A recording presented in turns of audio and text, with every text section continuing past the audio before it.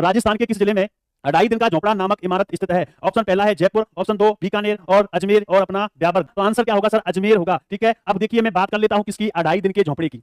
इसकी बात कर लेता हूं, अढ़ाई दिन का झोपड़ा। अब अढ़ाई दिन के झोपड़े की देखो हम बात करें, अच्छे से सुनना। ये पहली बात तो कौन से मेर के अंदर है सर? अजमेर के अंदर है। किधर है? अजमेर के अंदर है। ठीक है भाई, अब सुनना कि प्रारंभ में एक व्यक्ति हुआ अजमेर का चौहान शासक, जिसका नाम था विग्रहराज चतुर्थ, और विग्रहराज चतुर्थ के द्वारा यहाँ क्या बनवाई गई थी? संस्कृत पाठशाला। क्या बनवाई गई थी? संस्कृत पाठशाला। लेकिन हुआ क्या कि भाई साहब अपना एक व्यक्ति आया, और वो व्यक्ति कब आता है? 1194 ईस्वी में, जिसका नाम था कुतुबुद्दीन ऐबक। क्या नाम था? कुतुबुद्दीन ऐबक। इस कुतुबुद्दीन ऐबक ने संस्कृत पाठशाला को तोड़वा करके, इस कुतुबुद्दीन ऐबक ने संस्कृत पाठशाला को तोड़वा करके किसका निर्माण करवाया था? ध्यान रखना, मस्जिद का निर्माण करवाया। किसका निर्माण करवाया था? अपने मस्जिद का निर्माण करवाया था। यह मस्जिद जो है, ध्यान रखना भाई, यह मस्जिद कितने खंभों पर? 16 खंभों पर।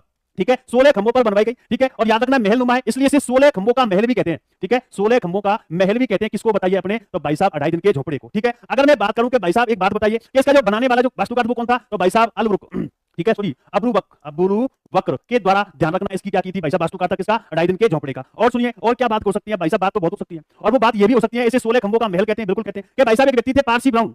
ठीक है, पर्सी ब्राउन। अब ये व्यक्ति आया और जब इसने देखा तो उसने कहा कि इसको अढ़ाई दिन का झोपड़ा इसलिए कहते हैं क्योंकि यहाँ पर पंजाब शाह का, इसका बताइए, पंजाब शाह का ढाई दिन का, कितने दिन का? ढाई दिन का क्या बढ़ता है? उर्स बढ़ता है। इस कारण से इस इमारत को क्या कहा गया भाई? अढ़ाई दिन का झोपड़ा कहा गया। बोलो क्या कहा गया? अढ़ाई दिन का झोपड़ा कहा गया। लेकिन एक व्यक्ति और आया जिसका नाम था जॉन मार्शल।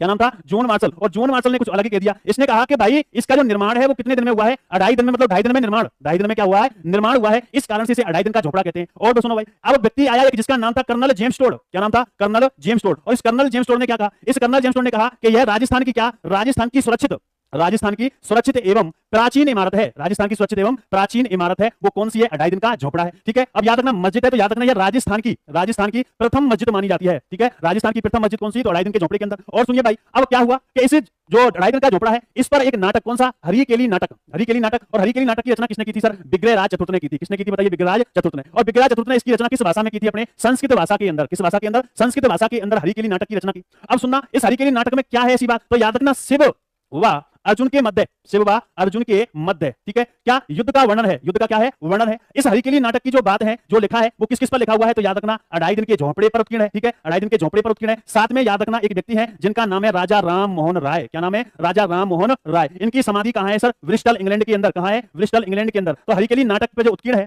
वो किस किस पर उत्कीर्ण है? तो याद रखना अढ़ाई दिन के झोपड़े पर, और राजा राम मोहन राय की समाधि जो कहां है? ब्रिस्टल इंग्लैंड के अंदर। इस पर याद रखना हरिकेली नाटक क्या है? उत्कीर्ण है। तो याद रखना अढ़ाई दिन का झोपड़ा कहां स्थित है? अजमेर के अंदर स्थित है। किसके अंदर स्थित है? अजमेर के अंदर स्थित है। कौन सा झोपड़ा? अढ़ाई दिन का झोपड़ा। ध्यान रखना, प्रारंभ में संस्कृत पाठशाला थी। किसने बनवाई थी? विग्रहराज चतुर्थ ने बनवाई थी। 1194 में कुतुबुद्दीन ऐबक ने इसे मस्जिद के रूप में परिवर्तित करवा दिया। और यह ठीक है, 16 खंभों का इसे महल भी कहा जाता है। ठीक है, 16 खंभों का भी क्या कहते हैं? महल कहते हैं। ठीक है, पर्सी ब्राउन ने क्या कहा? यहाँ पंजाब शाह का ढाई दिन का उर्स लगता है। इस